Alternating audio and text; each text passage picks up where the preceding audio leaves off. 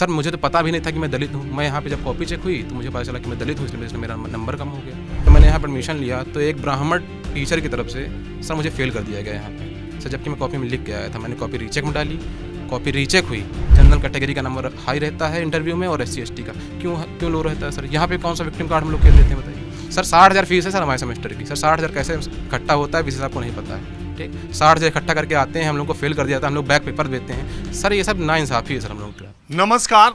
देश की सबसे नामचीन यूनिवर्सिटीज में से एक JNU की वाइस चांसलर शांति श्री ने एक ऐसा बयान दिया जिसकी वजह से न सिर्फ JNU बल्कि देश के शैक्षणिक संस्थानों में एक नई बहस छिड़ गई, नया विवाद पैदा हो गया।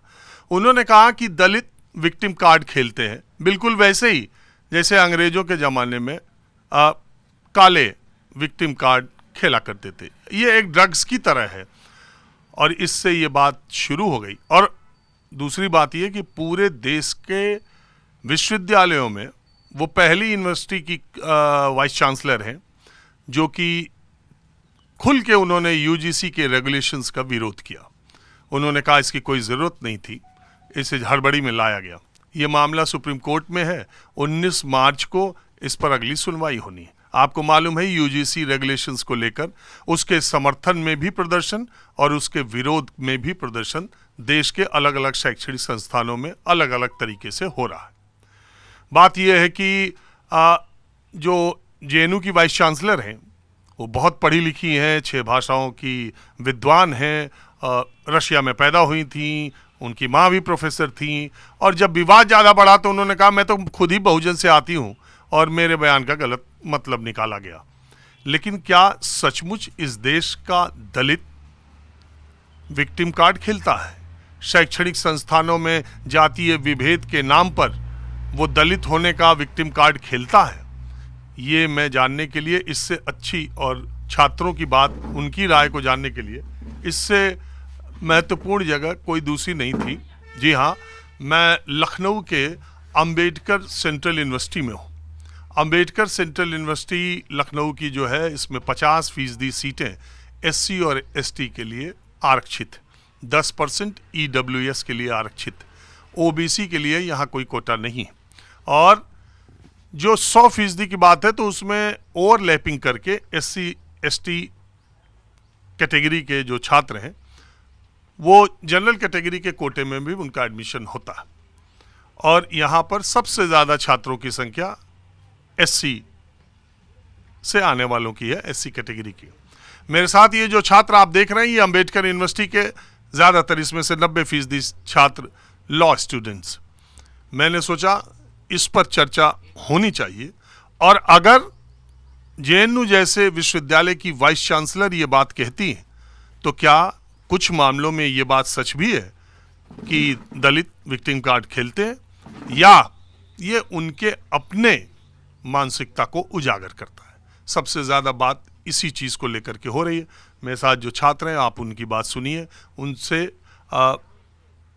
ये पता चलेगा कि इन दिनों UGC के रेगुलेशंस आने के बाद शैक्षणिक संस्थाओं में और उच्च शिक्षण संस्थाओं में जो बच्चे पढ़ रहे हैं उनके भीतर खासकर कैटेगरी रिजर्व कैटेगरी के छात्रों में माहौल क्या है। मैं ये कह रहा हूँ जैसे अंबेडकर यूनिवर्सिटी आपकी यूनिवर्सिटी है, इसमें तो मेजॉरिटी SC स्टूडेंट्स हैं, फिर यहाँ भी विभेद की बात आप कैसे कह सकते हैं जब मेजॉरिटी आप ही लोगों की है? जैसे आदमी कहेगा कि भाई 70% तो आप ही हैं, फिर 70% पॉपुलेशन होने के बावजूद भी आपको कैसे विभेद?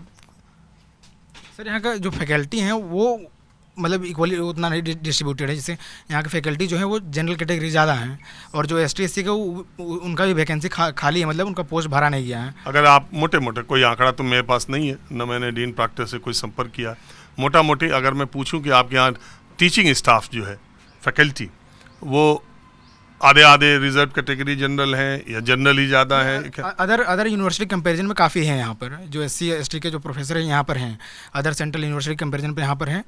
तो यहाँ का माहौल भी ठीक है, लेकिन उतना ये नहीं कि बच्चे लोग अपनी बात को सही तरीके से रख पाते हैं, क्योंकि वो डरते हैं इस बात से कि हमारे लोग मैनेजमेंट में नहीं हैं और हमारी बात को सुना नहीं जाएगा। बस यही है मेन दिक्कत। और ये JNU की वाइस चांसलर के बयान के बारे में क्या मानते हैं आप? मैं इसे मानता हूँ कि वो एक जब कोई नोबेल पोस्ट होल्ड करता है आदमी तो इस तरह बयान नहीं देना चाहिए, क्योंकि आप एक प्रोफेसर है, वीसी हैं, तो आपको इस तरह बोलना शोभा नहीं देता है।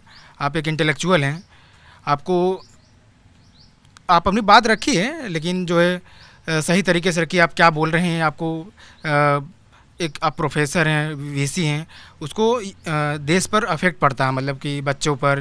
मैं अगर मान लीजिए उनके बयान को मैं डिटो नहीं कर रहा हूँ, लेकिन अगर कई बार ऐसे मामले आए शैक्षणिक संस्थाओं में, लोग ये कहते हैं कि भाई आप कैटेगरी से एडमिशन पा गए, नौकरी में भी आपका रिजर्वेशन है, और अगर एग्ज़ाम्स में आप उस स्तर पर क्वालिफाई नहीं कर रहे हैं, या कहीं वाइवा है, कहीं इंटरव्यू है, और आपकी वो दक्षता या योग्यता नहीं है, तो आप अगर टीचर आपका इवैल्यूएशन, आपका जेन्युइन इवैल्यूएशन भी कर दे, तो आप कई बार ये कहते हैं ओहो हमारे एससी होने की वजह से, और जो आया था एग्जामिनर ये तो जनरल कैटेगरी का था, या एससी भी ओबीसी आए हैं, आपके क्लास में ही ओबीसी है, ओबीसी को ज़्यादा नंबर मिल गया, तो आप कहेंगे ओबीसी था इसलिए ओबीसी को बढ़ा दिया, हम तो एससी थे। इसको विक्टिम कार्ड कहा जाता है। कई बार मैं जो बात कह रहा हूँ ये एकदम ऐसा नहीं कि ऐसा नहीं होता है, ऐसा भी होता है, आपको मानना पड़ेगा। तो अगर उस तरह की बात को देखा जाए तो सर एक्चुअली जो हमारा कॉन्स्टिट्यूशन है वो जो रिजर्वेशन प्रोवाइड करता है वो एडुकेट रिप्रेजेंटेशन का बात करता है। यहाँ पर जो है हमारा जो एकेडमिक जो क्वालिफिकेशन है उसको साइड में रख के रिप्रेजेंटेशन का बात बोलता है, कि जो सफिशिएंट जिनका रिप्रेजेंटेशन नहीं है इंस्टीट्यूशन में, कोई भी गवर्नमेंट पोस्ट हो जाए, तो वहाँ पर जो है एडुकेट रिप्रेजेंटेशन के लिए रिजर्वेशन एक अफर्मेटिव रिजर्वेशन ठीक है, लेकिन अगर एकेडमिक्स में आप कमज़ोर हैं, आप रिजर्वेशन से एडमिशन तो पा गए, लेकिन एकेडमिक्स में आप कमज़ोर हैं, और मैं आ रहा हूँ आपका, उसका इवैल्यूएशन अगर हो रहा है, और फिर आप कहें कि नहीं दलित होने की वजह से, एससी होने की वजह से हमें नंबर कम मिल रहा है, हमें पीछे कर दिया गया, ऐसी स्थिति में तो टीचर कह सकता है कि यार ये तो विक्टिम कार्ड खेल रहा है। जी, इस स्थिति में जैसे सर कि बच्चे, हाँ आप बोलिए सर। विक्टिम कार्ड नहीं कहा जा सकता सर। मेरा नाम अनुराग रंजन है, मैं विधि विभाग का छात्र हूँ सर। जब मैंने यहाँ पे एडमिशन लिया फर्स्ट ईयर का जब मैं था स्टूडेंट यहाँ पे, तो सर मैं नया था ना, यहाँ पे मैं जानता था क्या माहौल है, क्या है सिस्टम। मैं तो ऐसा स्टूडेंट यहाँ पे एडमिशन लिया था, मैं ऐसा दलित स्टूडेंट के तरीके से नहीं लिया था। मुझे थोड़ी ना पता था कि मैं दलित हूँ तो मेरा नंबर काट दिया जाएगा। सर मैं अपनी बीती बता रहा हूँ, जब मैंने यहाँ पर एडमिशन लिया तो एक ब्राह्मण टीचर की तरफ से सर मुझे फेल कर दिया गया यहाँ पे सर, जबकि मैं कॉपी में लिख के आया था। मैंने कॉपी रीचेक में डाली, कॉपी रीचेक हुई सर, मुझे पास किया गया, अच्छे नंबरों से पास किया गया। तो सर यहाँ पे विक्टिम कार्ड कहाँ पे खेल दिया मैंने, किस तरीके से मैंने यहाँ पे विक्टिम कार्ड खेल दिया सर। मुझे तो पता भी नहीं था कि मैं दलित हूँ। मैं यहाँ पे जब कॉपी चेक हुई तो मुझे पता चला कि मैं दलित हूँ, इसलिए मेरा नंबर कम हो गया सर। इस तरीके से अगर देखा जाए, और जेएनयू के प्रोफेसर जो वीसी साहब जो कह रहे हैं कि हम लोग विक्टिम कार्ड खेल देते हैं सर, सही नहीं बोल रही हैं। ठीक, एक दलित स्टूडेंट जो एक गरीब घर से एक बच्चा आता है, उसके माँ बाप पता नहीं कैसे पढ़ने भेजते हैं सर 60,000 फीस है सर हमारे सेमेस्टर की सर। 60,000 कैसे इकट्ठा होता है वीसी साहब को नहीं पता है।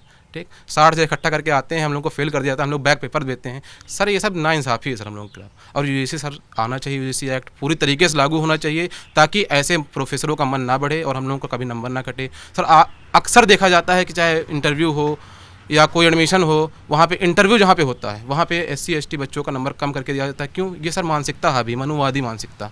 ठीक, मनुवादी मानसिकता के तहत ये लोग नंबर देते हैं। जनरल कैटेगरी का नंबर हाई रहता है इंटरव्यू में, और SC ST का क्यों लो रहता है सर? यहाँ पे कौन सा विक्टिम कार्ड हम लोग खेल देते हैं बताइए? अगर यहाँ पे हम कहें कि हम दलित हैं, हमारा नंबर कम है, तो क्या हम विक्टिम कार्ड खेल रहे हैं? जेएनयू के जो डीन हैं और मतलब वीसी हैं, उनको ये चीज़ समझना चाहिए, उनको गरिमा में रहते हुए शब्द यूज़ करना चाहिए। उनकी व्यक्तिगत विचारधारा कुछ भी हो सकती है सर, ठीक, लेकिन इन जनरल सर वो एक पोस्ट होल्ड करती हैं, एक संवैधानिक पोस्ट होल्ड करती हैं सर। उनको अपने शब्द संभाल के बोलने चाहिए। और सर वो खुद दलित हैं, लेकिन वो हमको लगता नहीं कि दलित हैं, वो बहुजन कहने के नाम सर वो कलंक हैं। बिल्कुल मैं साफ शब्दों में कहना चाहता हूँ, वो कलंक हैं। उनको सर अभी इस्तीफ़ा देना चाहिए अपने पोस्ट से, उनको इस्तीफ़ा दे देना चाहिए सर। बाबा साहब ने हम लोगों को अधिकार दिलाए, क्यों? कि हम लोग आगे बढ़ेंगे, अपने लोगों को आगे बढ़ाएंगे। लेकिन ये आगे बढ़ गई, उसके बाद क्या कहते हैं इन्होंने ना हम लोगों का कोई उद्धार किया है, तो अपने आगे बढ़ चले जा रहे हैं, उसके बाद बोल रहे हैं कि हम लोग क्या कहते हैं विक्टिम कार्ड खेलते हैं। तो गलत है सर ये चीज़। कल मैं गया था इलाहाबाद विश्वविद्यालय के छात्रों से बात कर रहा था। उसमें कार्यक्रम के अंत में एक लड़की थी, एक छात्रा, शायद आप लोगों ने देखा भी हो। तो वो छात्रा थी, वो जनरल कैटेगरी की थी, उसका BA 1 में थी। उसका ये कहना था कि CUT का जो एग्ज़ाम हुआ वो और उसकी एक दोस्त, उसकी सहपाठिनी साथ ही साथ एग्ज़ाम दिया और उनको मिरांडा हाउस और सेंट स्टीफेंस मिला और उसको जेसस मेरी मिला। हालांकि वो उसमें एडमिशन न लेकर, क्योंकि वो नॉर्थ कैंपस चाहती थी, तो वो इलाहाबाद यूनिवर्सिटी आ गई।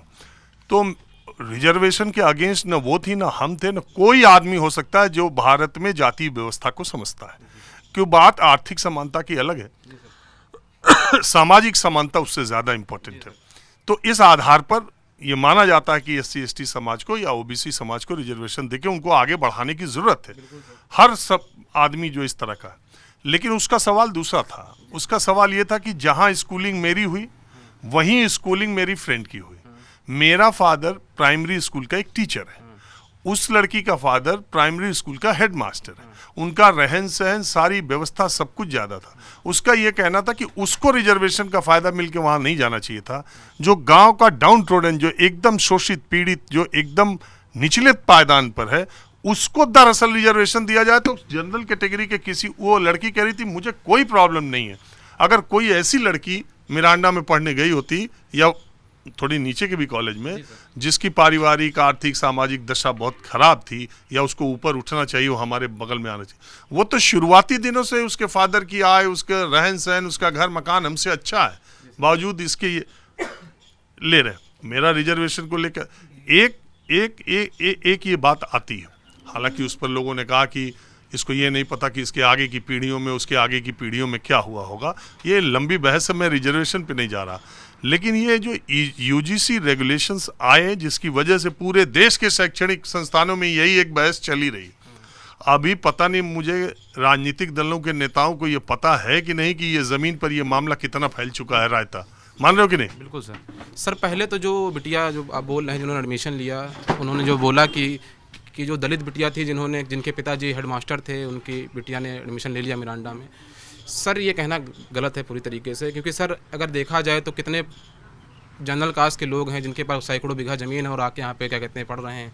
सर उनके पास सैकड़ों बीघा ज़मीन, हमारे पास तो ज़मीन नहीं है सर, हमारे पास तो विश्व भर ज़मीन नहीं है। हम तो आके पढ़ रहे हैं, रिजर्वेशन की बदौलत पढ़ रहे हैं ना सर। अगर रिजर्वेशन ना होते तो कैसे आके पढ़ रहे होते हैं यहाँ पे?